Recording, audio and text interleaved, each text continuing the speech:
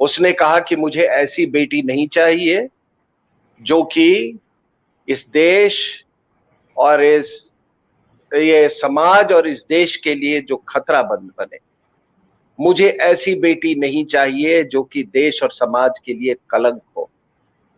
अगर वो रास्ता अपना त्याग देती है तो मैं इस पर सोचूंगी, ऐसा उन्होंने कुछ बयान दिया है। अब नजरिए का फर्क है, अपना अपना दर्शन है। लेकिन ये बता दूं कि ये चारों जिनका मैंने नाम लिया, ये निमिषा एक हिंदू थी, मरीन एक क्रिश्चियन थी, और इन्होंने दो भाइयों से शादी की थी। एक का नाम था बेक्सिन और दूसरे का नाम था बेस्टियन। ये दोनों दो क्रिश्चियन भाइयों से निमिषा और मरीन ने शादी की थी। अब एक का पति जो था बेक्सिन, वो इस्लाम, दोनों भाई वो इस्लाम में उन्होंने अपना मजहब परिवर्तन कर लिया। बेस्टिन बन गया याहिया और बेक्सिन बन गया ईसा। तो दोनों पे धर्म करने के बाद दोनों की जो पत्नियां थी, प्यार करती थी, मोहब्बत था। निमिषा एक डेंटल स्टूडेंट थी फाइनल ईयर में, और मरीन जो थी वो कम्युनिकेटिव इंग्लिश में उसने डिग्री प्राप्त किया हुआ था और मुंबई में किसी मल्टीनेशनल में वो प्रशिक्षण प्राप्त कर रही थी। तो इन लोगों ने ये घोर जिहादी बन गए। और फिर आपको मालूम है कि इनका फिर वो जिंदगी की जो जिहादी यात्रा है वो अफगानिस्तान तक पहुंचा गई इनको। वहां पे अमेरिकन स्ट्राइक हुआ, दोनों के पति मारे गए। इनके पास कोई चारा नहीं था, इन्होंने सरेंडर कर दिया। वहां पर फिर ये काबुल जेल में स्थित है। वहां पे कोई 408 ऐसे इस्लामिक स्टेट के जिहादी हैं, जिसमें पाकिस्तान के ज्यादा है, 200 से ज्यादा, कुछ 13-14 चाइना के भी हैं और देशों के हैं। हिंदुस्तान के मैंने बताया आपको कि 4 है। और अब इनकी माता जो है वो कह रही है कि इनको वापस लाया जाए। अब सबसे गौर करने वाली बात यह है कि आखिर अभी क्यों?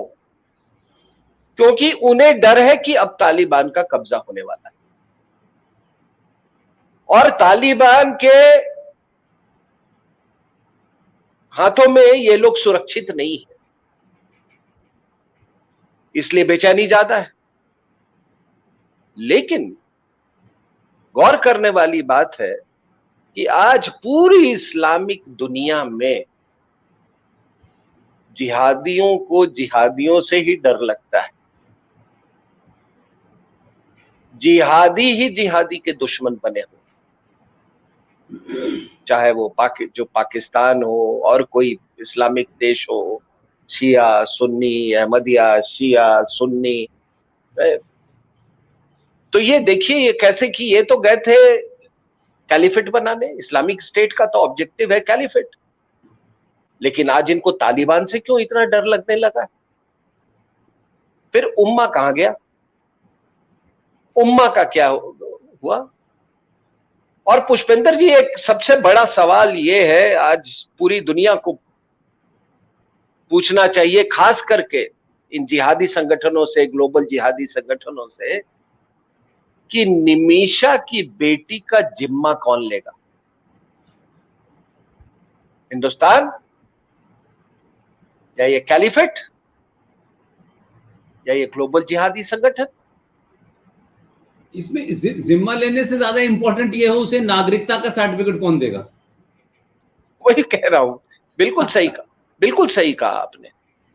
और अभी वहां पे कुछ इंडियन ऑफिशियल्स जाके इन चारों महिलाएं जिसका नाम मैंने निमिषा, मरीन, सोनिया और ये रफीला, उनसे जाके मुलाकात की और उनका कहना है कि इन लोगों में कोई पछतावा नहीं है।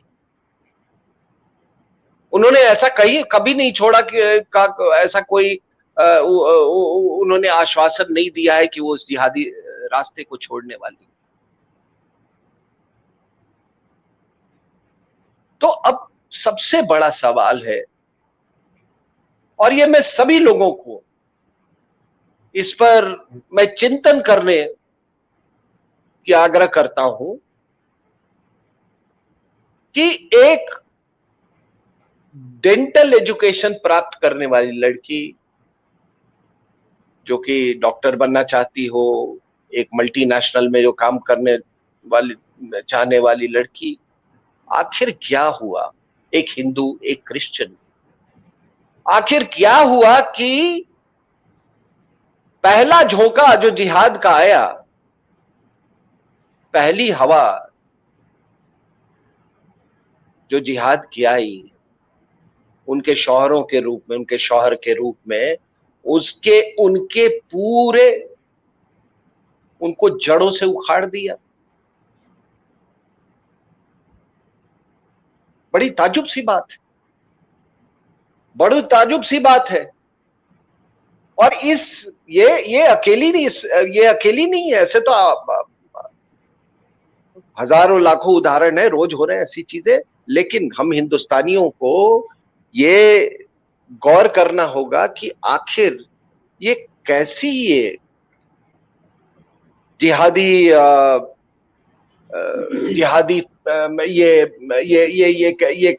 कैसी हवा है, और आपकी जड़ें इतनी कमजोर क्यों है कि जो पहली हवा जो आती है वो उसको आपको उखाड़ फेंकती है।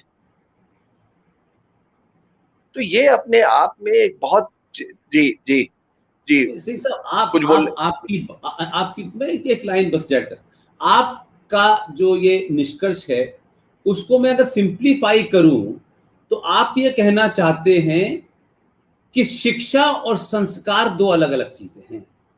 शिक्षा इस बात की गारंटी नहीं लेती कि शिक्षक आप हो जाएंगे, शिक्षित हो जाएंगे, पीएचडी हो जाएंगे तो उससे जिहाद से बच जाएंगे, ऐसा नहीं है। कहते हैं कि साहब अनपढ़ लोग, जाहिल लोग, गरीब लोग साहब ये ऐसी बातें करते हैं, ये इस तरीके के उग्रवाद में चले जाते हैं, ये मुजाहिद बन जाते हैं, ये आतंकवादी बन जाते हैं। मैं समझता हूं कि शिक्षित वर्ग जो है, जो शिक्षा है, वो आपको जिहादी बनने से नहीं रोक सकती। हाँ, संस्कार आपको जरूर जिहादी बनने से रोक सकते हैं। तो हमारे यहां जो एक तरीके की कोशिश चल रही है बार बार कि भाई इनको शिक्षा नहीं है, मुसलमान गरीब है, भटका हुआ है, मुसलमान गरीब है, मुसलमान पढ़ा लिखा नहीं है, इसलिए हम तो देख रहे हैं कि जो ज्यादा पढ़ा लिखा है वही ज्यादा बड़ा जहनी तौर पे आतंकवादी है। वो कभी कोई आईएसआई को सपोर्ट करता है, कभी कोई आईएसआई को ज्वाइन कर लेता है, इतना ही फर्क है। आप ये कहना चाहते हैं सर? नहीं, मैं इसीलिए कह रहा हूं कि लोगों को चिंतन करने की इसमें आवश्यकता है कि आखिर आपकी शिक्षा प्रणाली में क्या कमी है। और शिक्षा प्रणाली से मेरा केवल स्कूल और कॉलेजों की शिक्षा प्रणाली नहीं है। आप जो अपने घर में आपने जो परंपरा कायम की है, क्या वो उसकी जड़ें इतनी कमजोर हैं? हर व्यक्ति का सबसे पहला शिक्षक या शिक्षिका उसकी मां होती, और फिर जिस वो माहौल में अपने घर में बढ़ता है, पलता है, जो उसके कानों में जो आवाजें आती हैं, जो उसके मस्तिष्क में जिस तरह की लहरें उठती हैं उस समय बचपन में, उसी से आदमी बनता है। तो मैं जब कहा कि ये चिंतन करने वाली बात है, तो इस पे कि आखिर हमारी शिक्षा प्रणाली इतनी, केवल क्या बस हम दांतों के डॉक्टर बनाना चाहते हैं? दांत लगाने निकालने का तो वो काम कर लेगा, लेकिन एक जिहादी मानसिकता के साथ। तो हम किस तरह के समाज की संरचना कर रहे हैं? आप इस पे आज गौर करने की जरूरत है। और यही नहीं, आप देखिए, आपने जो दूसरी बात कही, ये मैं तो केरला का आपने जिक्र किया, तो मैंने देखा है पुष्पिंदर जी, और मेरा ये असेसमेंट है कि केरला में जो कम्युनिज्म और इस्लाम दोनों का जो रूप है वो कट्टरपंथ का है, और कट्टरपंथी दहशतगर्दी को जन्म देती है। अगर कट्टरपंथ इस्लाम नहीं हुआ होता तो ये महिलाएं इतनी कन्वर्जन के बाद इतनी इतनी ये तो रेडिकल नहीं होती वो।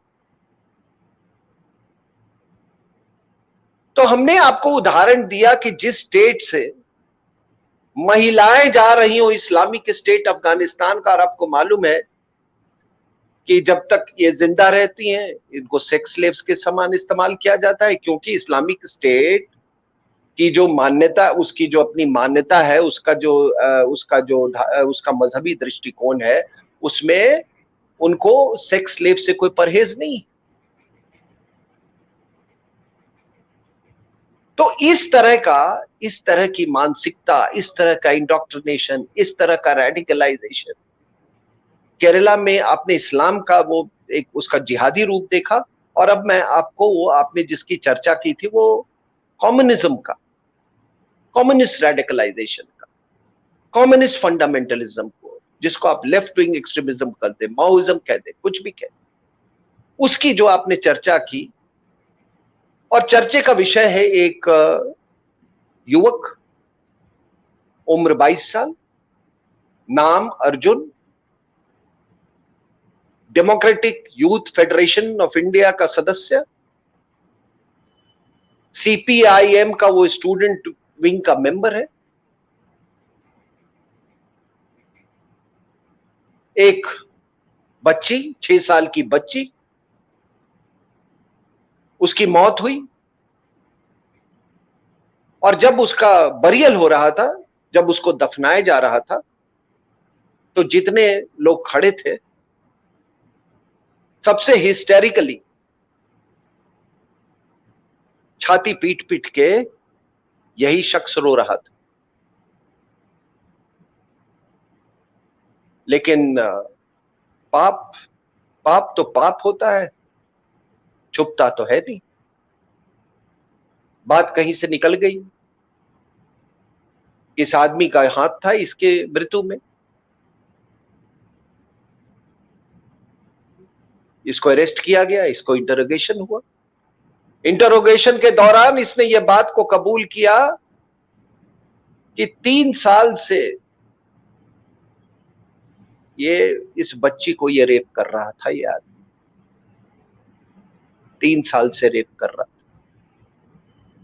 और इसने कहा, इसने कबूल किया कि उसने उसकी मासूमियत को किस तरह से एक्सप्लॉइट किया। कहा कि मैं उसको मिठाई और चॉकलेट्स देता था। ये 22 साल का आदमी। देखिए,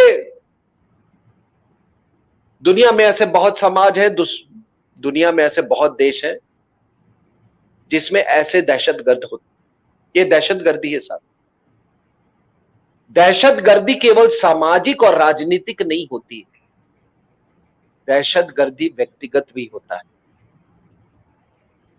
और यहां पर हो सकता है दुनिया में बहुत सारे इस तरह के जानवर, बीस्टली जिसको हम कहते हैं, जानवर भी शायद इनसे बेटर होंगे, ऐसे लोग ऐसे होते होंगे।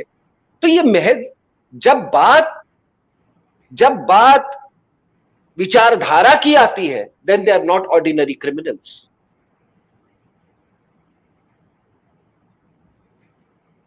दे आर नॉट ऑर्डिनरी क्रिमिनल्स।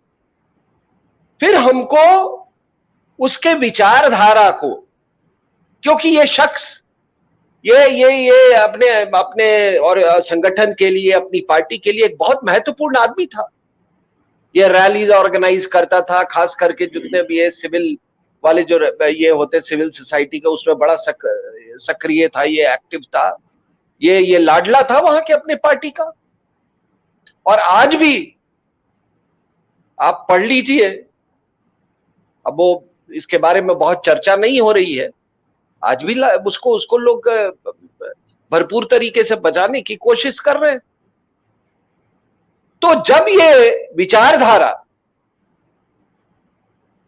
से उत्पन्न हुई ऐसी मनोवृत्ति हो तो उसके बारे में तो बातचीत करना, उसका विश्लेषण करना तो हमारे लिए लाजमी हो जाता है।